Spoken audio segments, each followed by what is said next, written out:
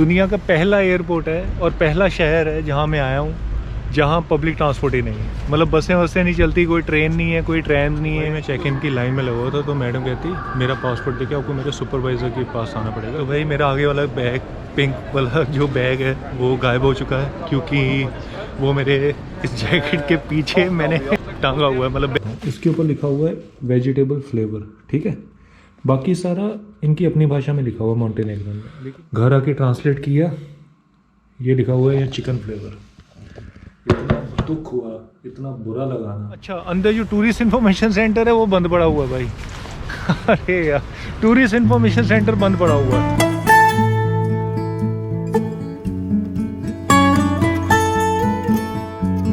लो जी, hostel को छोड़ने का समय आ चुका है। एक्चुअली जडेंस को छोड़ने का समय आ चुका है। अब मैं जा रहा हूँ यहाँ से एयरपोर्ट के लिए और एयरपोर्ट से मैं फ़्लाइट पकड़ने लगा हूँ एक नए देश के लिए और वो देश का नाम है मॉन्टेनेग्रो, पोडगोरिचा, जो इसकी राजधानी है मॉन्टेनेग्रो की। वहाँ जा रहा हूँ। फ़्लाइट का टाइम है 2 बजे का और अभी बजे 10। इस बार हमेशा की तरह एक सबसे बड़ी दिक्कत ये है कि मेरे पास 2 बैग है। एक बैग ये वाला और एक पीछे टांगा हुआ है। और रियान एयर में सिर्फ स्ट्रिक्टली एक बैग ही अलाउड है। विज़ एयर से ज़्यादा सख्ती रियान एयर में होती है। इसका जुगाड़ एयरपोर्ट पे जाके करेंगे। इसमें कुछ सामान है, बेसिकली लैपटॉप बैग ये वो मैं हाथ में पकड़ लूँगा, इसको मैं पैक करके बैग में रख दूँगा।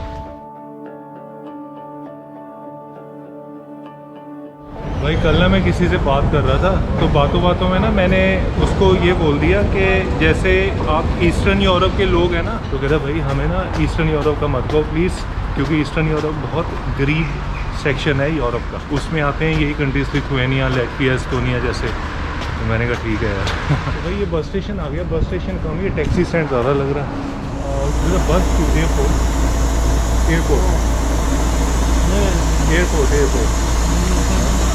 भाई उसको तो इंग्लिश समझ नहीं आई कुछ, लेकिन मैंने बाकियों से पूछ लिया। कहते हैं मुझे दूसरी तरफ जाना है भाई, ये जो स्टेशन है ये कोई लोकल स्टेशन है। भाई टिकट मैंने ले ली है। एक्चुअली टिकट डिस्पेंसर से टिकट निकलवा ली थी मैंने अपना डेबिट क्रेडिट कार्ड यूज़ करते हुए, क्योंकि बस के अंदर तो मैं टिकट ले नहीं सकता, उसमें मुझे ज़लौती देना पड़ेगा, इनकी जो करेंसी है, और वो करेंसी मेरे पास है नहीं। यूरो यहाँ चलते नहीं है। टिकट पड़ी है मेरे को सिर्फ 3 ज़लौती की। तो भाई देखो कितना आसान है। ये ट्रेन स्टेशन है, ये एंट्री है यहाँ, और ये मेरे सामने यहाँ बस स्टेशन है। यहाँ से एयरपोर्ट की बस मिल जाएगी। लो जी, एयरपोर्ट पे पहुँच चुका हूँ, जडेंस्क एयरपोर्ट पे।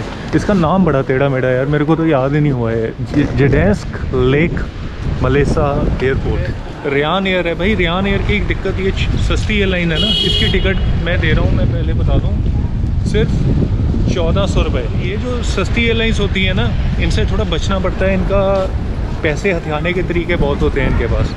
अब इस एयरलाइन का एक रूल है कि अगर आप एयरपोर्ट पे आके चेक इन करोगे तो आपको कई हज़ारों रुपए एक्स्ट्रा देने पड़ेंगे, इसलिए आपको घर से चेक इन करके लाना पड़ेगा। तो मैंने घर से, मतलब ऑलरेडी हॉस्टल से चेक इन कर लिया था। अब यहाँ मुझे सिर्फ अपना बोर्डिंग पास प्रिंट करवाना है डेस्क पे जाके। अगर मैं चेक इन नहीं करूँगा और सीधा डेस्क पे बोर्डिंग पास लेने जाऊँगा तो भाई 6-6 हज़ार रुपये एक्स्ट्रा लेते हैं। ये टिकट का प्राइस है 1400 रुपये और 6000 रुपये लेते हैं ये जी। पोडगोरिचा मेरी फ़्लाइट लगी है वो 2 बजे की और चेक इन शुरू होगा 12 बजे। अपना बैग में से सामान निकलवा लेता हूँ। जो मुझे बैग हल्का करना है ना, ये इस बैग का बंदोबस्त करना है मेरे को। ये एक्स्ट्रा है ना, तो इसमें लैपटॉप भी पड़ा हुआ है, लैपटॉप मैं हाथ में पकड़ लूँगा और देखते हैं बाकी चीज़ों का क्या होता है भाई। तो भाई मेरा आगे वाला बैग, पिंक वाला जो बैग है वो गायब हो चुका है क्योंकि वो मेरे इस जैकेट के पीछे, मैंने इस जैकेट के अंदर पीछे टांगा हुआ है, मतलब बैग पैक की तरह। अरे यार क्या ड्रामा करना पड़ रहा है। और उसमें से लैपटॉप खैर मैंने निकाल लिया था, लैपटॉप हाथ में पकड़ा हुआ है और एक बैग पीछे है। उम्मीद है प्रॉब्लम नहीं होगी यार। और लाइन बड़ी लंबी लगी हुई है जो मैं नहीं चाहता था। यहाँ चेक इन की कितने लोग जा रहे हैं मॉन्टेनेग्रो, बताओ। दिक्कत पता क्या है, यहाँ से अगर आप निकल भी गए ना चुप करके किसी तरीके से, तो गेट पर भी चेकिंग हो सकती है। इसलिए मुझे ज़्यादा खुश होने की ज़रूरत नहीं अगर यहाँ से बोर्डिंग पास मिल गया। चलो भाई देखते हैं क्या होगा। भाई मैं चेक इन की लाइन में लगा हुआ था तो मैडम कहती मेरा पासपोर्ट देके आपको मेरे सुपरवाइज़र के पास आना पड़ेगा, क्योंकि मेरे को वीज़ा नहीं चाहिए ना यूके का। तो इन लोगों को क्या पता, क्योंकि यहाँ से चढ़ने वाले जो भी हैं वो यूरोपियन सिटीजन्स हैं। इंडियन तो कोई एक आधा होगा इस एयरपोर्ट से, तो इनको कोई नॉलेज नहीं थी। तो अब ये सुपरवाइज़र के कमरे में आई है पता करने के लिए, मुझे वेट करने के लिए कहा है। हालांकि मेरे पास यूके वीज़ा भी है, यूएसए वीज़ा भी है, तो कोई दिक्कत नहीं होगी, मेरे को फ्री एंट्री है मॉन्टेनेग्रो की। तो भाई क्लियरेंस मिल गई है। एक्चुअली क्या हुआ, मैडम फिर दोबारा वापस आई उस कमरे से बाहर, तो कहती कि आपके पास कोई डॉक्यूमेंट है शेंगन का, कोई रेजिडेंस परमिट हो यहाँ का कुछ भी। मैंने कहा हाँ ना वीज़ा है मेरे पास। तो शायद वो वीज़ा देखना चाहते, कहते ठीक है। तो अंदर गई, उसने वीज़ा देखा होगा इस पर, शायद वो वीज़ा देखना चाहते थे कि शेंगन का। मैं यूके का वीज़ा दिखा रहा था उनको, तो उसमें शायद कन्फ्यूज़न हो गई थोड़ी बहुत, नहीं तो वही शुरू से डॉक्यूमेंट पूछ रहे थे मेरे पास। तो ठीक है, मेरे पास था डॉक्यूमेंट भाई, शेंगन का वीज़ा है, वैलिड है अभी भी। तो भाई सिक्योरिटी भी हो गया अपना। बोर्डिंग पास है ना, बोर्डिंग पास के ऊपर स्पेशली मेरे लिखा था डॉक्स ओके, उन्होंने स्टैंप लगाई है सुपरवाइज़र ने। उसके बाद उसके ऊपर लिखा हुआ था डॉक्यूमेंटेशन ओके। पहले वो देखना चाहते थे कि मैं यहाँ शेंगन में लीगल भी हूँ कि नहीं, तभी मैं इसको छोड़ सकता हूँ ना। और यार दूसरी बात, इमिग्रेशन नहीं हो रहा है यहाँ। बड़ी हैरानी की बात है, सिक्योरिटी के बाद मैंने सोचा कि इमिग्रेशन होगा, ये तो सीधा ड्यूटी फ्री शॉप्स आ गई है। क्योंकि मैं शेंगन को छोड़ के नॉन शेंगन कंट्री में जा रहा हूँ, मॉन्टेनेग्रो नॉन शेंगन है ना, तो फिर यहाँ इमिग्रेशन क्यों नहीं हुआ भाई? मैं शेंगन से नॉन शेंगन कंट्री में जा रहा हूँ, मतलब EU में जा रहा हूँ, लेकिन इमिग्रेशन तो बनता है ना मेरा। तो भाई अपनी है फ्लाइट गेट नंबर 27। अरे भाई सब क्लियर हो गया, इमिग्रेशन हो रही है, वो पीछे इमिग्रेशन काउंटर्स हैं। एक्चुअली ये जो गेट्स लगे हुए हैं ना जितने, ये गेट नंबर 23, 24, 22, 21, 19, ये सारे गेट्स इधर हैं शेंगन के अंदर ही जाने वाली फ़्लाइटों के लिए। जो शेंगन जोन से बाहर की फ़्लाइटें हैं उनके गेट नंबर होते हैं 25 से शुरू, और 25 नंबर गेट आते हैं उस बॉर्डर कंट्रोल, मतलब उस इमिग्रेशन कंट्रोल के बाद। तो इमिग्रेशन होगी अपनी। देखा, मैंने कहा था ना, मैं गलत नहीं हो सकता यार, इमिग्रेशन होनी चाहिए। शेंगन से जब मैं बदल के दूसरे जोन में जा रहा हूँ नॉन शेंगन में, तो ऑब्वियसली इमिग्रेशन होगी। लो जी, इमिग्रेशन भी हो गई, और उसके बाद दोबारा एक और ड्यूटी फ्री शॉप आ चुकी है। तो दूसरी ड्यूटी फ्री शॉप आई है एक ही एयरपोर्ट। इमिग्रेशन ने स्टैम्प भी लगाई है बाकायदा, बोर्डिंग भी हो गई, ईजीली हो गई। कुछ बैग वैग का उन्होंने पूछा नहीं, देखा नहीं। तो भाई यही एयरलाइन है, और यही सस्ती सी एयरलाइन पैदल ही चलवा के जा रही है। हालांकि ये ब्रिज बना हुआ था, लेकिन इन्होंने जोड़ा नहीं है, पता नहीं। अरे जोड़ ही नहीं सकता यार, कहाँ वो इतना ऊंचा लंबा चौड़ा, ये 4 सीढ़ी वाला प्लेन है ये। चलो बढ़िया यार, 1200 रुपये में पहुँच भी तो रहे। 1200 रुपये की टिकट, 3 घंटे की फ़्लाइट। तो भाई लैंड हो चुके हैं, और एयरपोर्ट से ब्रिज तो क्या मिलेगा, ऐसे ही पैदल चल के आना पड़ रहा है।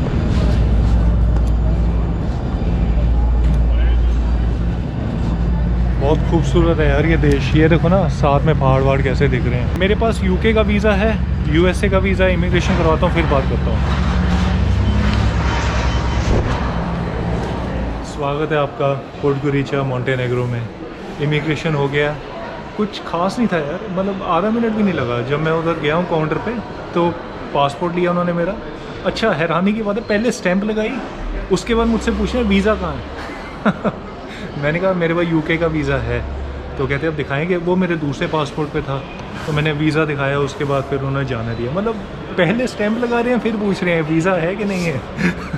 ये था इमिग्रेशन यहाँ का, कुछ और कोई सवाल नहीं, कोई रिटर्न टिकट नहीं, कोई होटल कोई कुछ भी नहीं। ये वही कंट्री है जिसने मेरा वीज़ा रिजेक्ट किया था 2 साल पहले, मैंने अप्लाई किया था इसमें। लेकिन आज मेरे पास इतने वीज़ा पड़े हैं कि मैं यूके का भी यूज़ कर सकता था, यूएसए का भी वीज़ा यूज़ कर सकता था एंट्री के लिए। शेंगन भी मेरे पास कुछ पड़ा हुआ है कुछ दिन। खैर ये बाहर का माहौल है यार, ये देखो कैसे पहाड़ दिख रहे हैं। खैर अब मैं यहाँ बैठ के अपना कुछ हॉस्टल की बुकिंग करवाने लगा हूँ। मैंने कोई होटल भी बुक नहीं किया। कैसे जाना है मुझे अपने हॉस्टल तक वो भी पता करना है, बसें पकड़नी है।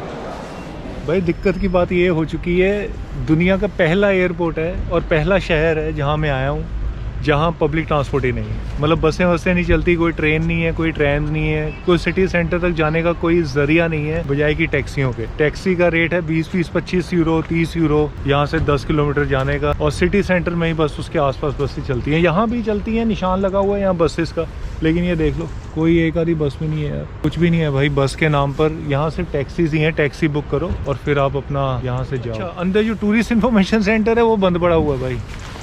अरे यार, टूरिस्ट इन्फॉर्मेशन सेंटर बंद पड़ा हुआ है, मतलब किसी से पता नहीं कर सकते, कोई इधर सिक्योरिटी पुलिस वाला तक नहीं है जिससे कि मैं बात करके पूछ लूँ कि भाई बसें चलती हैं यहाँ से कि नहीं, कि कहाँ जाना है, कैसे जाना है। अब यहाँ से जब निकलते हैं तो एकदम टैक्सी वाले पकड़ लेते हैं कि चलो जी चलो चलो हमारे साथ आ जाओ। ये देखो यार, कोई मतलब कहीं से तो कोई हेल्प मिले जिससे मैं पता कर सकूं कि भाई मुझे मतलब ये लगता है कि आने के तो मैंने दिए थे कितने 10-12 यूरो दिए थे, 14 यूरो की टिकट थी, लेकिन यहाँ से हॉस्टल जाने में 50 यूरो ज़रूर खर्चे जाएंगे। मैं इस मैडम से पता करता हूँ। लो भाई, ऑफिशियली कंफर्म हो चुका है, टैक्सी लेनी पड़ेगी सिटी सेंटर जाने के लिए 15 यूरो, और कोई चारा नहीं है भाई। ऑफिशियली कंफर्म हो चुका है, कोई बसेस नहीं है, कोई पब्लिक ट्रांसपोर्ट नहीं है यहाँ। मतलब अजीब है यार ये, मतलब अगर थोड़ा सा भी आइडिया ये पहले होता ना इस देश का, मैं थोड़ा सोचता। एक टैक्सी मिल चुकी है मेरे। You are alone? Yes. I am alone. तो एक टैक्सी मिल चुकी है, कह रहे थे 15 यूरो, 12 यूरो में सेटिंग की है मैंने, कहते मैं ही चला के ले आता हूँ। I travel, I am a travel blogger, I make videos on YouTube. Yeah. So what's your name? Nicola. Nicola. Nice to meet you, man. Thank you. So you're going to drive or you're going to drop me? What? Are you going to drive? Yes. Or, okay. Okay. तो भाई ये कहते हैं कि मैं ही छोड़ाऊंगा। अंदर खिड़की पे बैठा हुआ था बंदा, ये इससे मैं टिकट लेने गया था टैक्सी की, कहता भाई मैं ही छोड़ाता हूँ। बड़ा अजीब बात है कि ये क्या।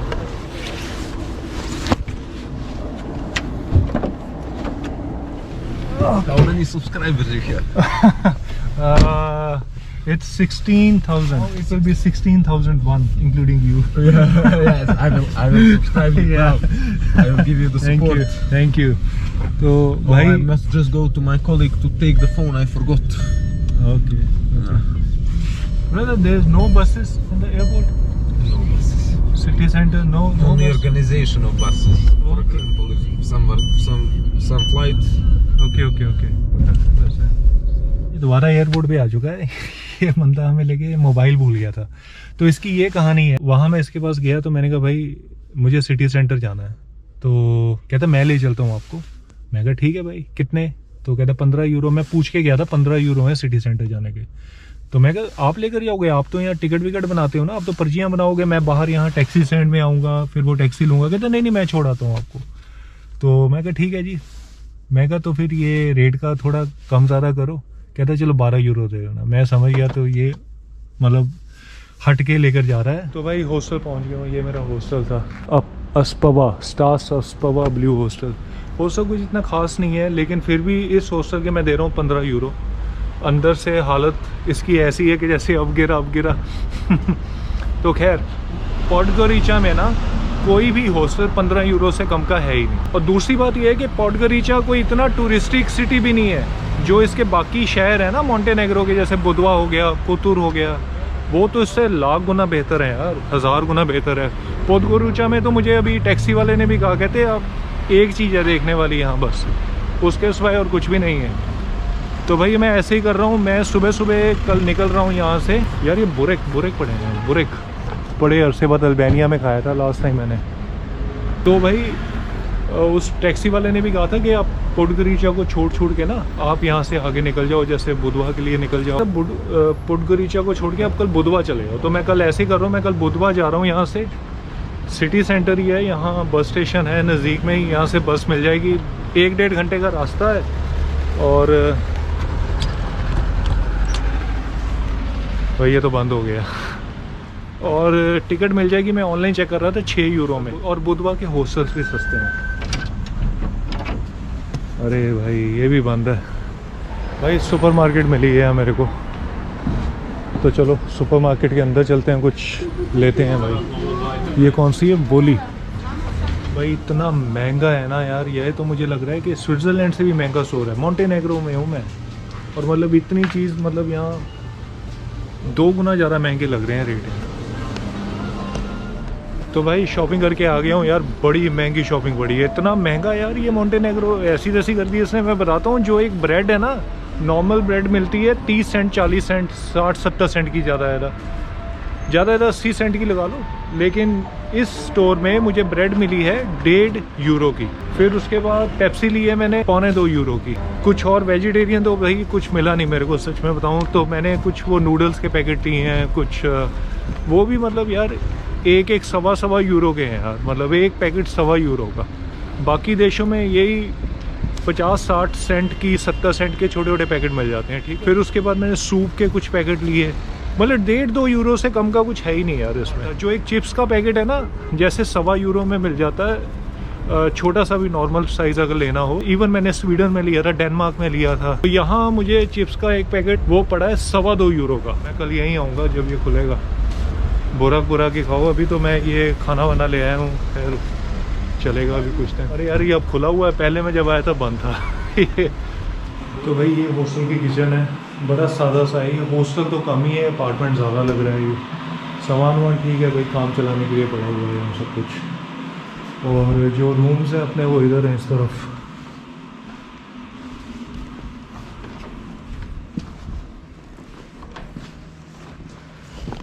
तो ये अपना रूम है, इसके दे रहा हूँ मैं €15। ठीक है, नॉर्मल मतलब रहने के लिए, एक रात बिताने के लिए ठीक है। लेकिन अब तक का जो स्टैंडर्ड मैंने देखा है ना यूरोप का, उसके हिसाब से इनके €15 बहुत ज़्यादा। तो भाई सबसे पहले तो भूख लगी थी, मैं मैगी का पैकेट जल्दी जल्दी लेकर आया हूँ। तो ये इसके साथ में ये क्या मसाला है, और ये मैगी, यही पैकेट जो है मेरे को ये €1.5 का पड़ा है, €1.70 मतलब। यार मतलब ये हर जगह कहीं भी, मैं इवन डेनमार्क में भी ले चुका हूँ, €1 से ज़्यादा का नहीं है मैक्सिमम। अभी इसको मैं खाने लगा था और बड़ा दुख हुआ यार देख के मतलब ये देखो आपको मैं बताता हूँ, इसके ऊपर लिखा हुआ है वेजिटेबल फ्लेवर, ठीक है। बाकी सारा इनकी अपनी भाषा में लिखा हुआ मॉन्टेनेग्रन में, लेकिन यहाँ इंग्लिश में लिखा हुआ वेजिटेबल। तो ऑब्वियसली बंदा वेजिटेबल वाला लेगा ना उठा के। मुझे तो जो वेजिटेबल लिखा मैंने वो लिया, घर आके ट्रांसलेट किया, ये लिखा हुआ है ये चिकन फ्लेवर। इतना दुख हुआ, इतना बुरा लगा ना कि मतलब मैं तो खा नहीं सकता, तो शुक्र करो अभी पढ़ ही रहा था ट्रांसलेट करके, अब उसको क्या वेस्ट करना पड़ेगा। उसके बाद फिर एक गंदा सा मैंने ये वेजिटेबल एक और मैं सूप लेकर आया था, नूडल सूप। ये फीका सा था, मतलब ये मिला खाने के लिए। वेजिटेरियन का ना कभी कभी ये, जैसे मैं पिछले 2-3 महीने से घूम रहा हूँ, तो आज का दिन वाकई बड़ा टफ रहा, क्योंकि भूख भी लगी हुई थी सुबह की और मैं कुछ ढूंढ भी रहा था खाने के लिए। चलो बाहर चलते हैं।